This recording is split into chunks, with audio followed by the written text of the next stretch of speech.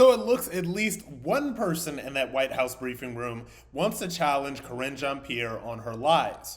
The U.S. abstaining from that UN vote and allowing it to go through didn't really matter because it was a non-binding resolution. But if it doesn't really matter, why not vote no again and avoid this whole fallout with Israel, because it obviously mattered to them. And so I guess where I'm coming from is, how did we get here? What caused this, and is it politics? So look, the principles of the deal were there, right? It talked about a ceasefire. It talked about hostages, which we believe the principles were there. But we believe the only path forward to a ceasefire is to negotiate a hostage deal, a hostage release as well, right? We believe those two things are both important, and to do that together. And so this vote didn't do that, though. It didn't condition them. Well, that's not how we saw it, right? And so we have long said a ceasefire will not be achieved in the Security Council, but through diplomacy on the ground. That's what we have said. We have to see that diplomacy on the ground. And so the resolution, as I've stated, as you just stated in your question, is non-binding and does not create new obligations under the international law, such as what the Council does when it imposes obligatory sanctions. But nevertheless, that shouldn't matter. Even though the resolution lacks the binding provision, all Security Council resolutions carry great weight and should be implemented. In this case, however, it is irrelevant whether the resolution imposes any new legal objections, as the text demands exactly what the United States has long been pushing.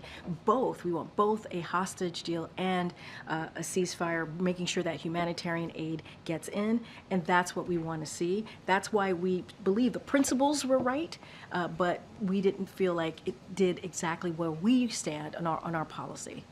It wasn't nothing. The U.S. has blocked previous votes from going through that looked exactly like this. So what caused the shift, and what is the president's reason for allowing this to go through? It is a change.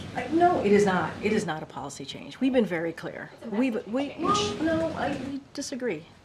So now look, the lies in question are basically the hemming and hawing that is happening within the Biden administration over the proposed UN ceasefire, and obviously that has to do with this issue between Israel and Gaza and how America is involved with it and all of that stuff. That is definitely not making the Biden administration or any of these flunkies very popular among the far left progressive flank of that party. And it's very interesting that this question is coming from Fox News, which is a conservative media source, because they know that a lot of the tension that's going on between the far left and the Biden administration is because of this issue.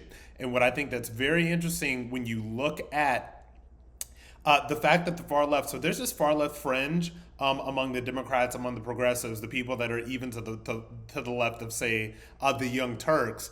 They jump from one issue to the next. Like, they're obsessed with climate in one moment, then one moment they're obsessed with Ukraine, then one moment they're obsessed with forcing everybody to take a coronavirus vaccine, one moment they're obsessed with BLM, and for this particular moment, they are obsessed with Palestine. They are obsessed with the situation that's going on right there.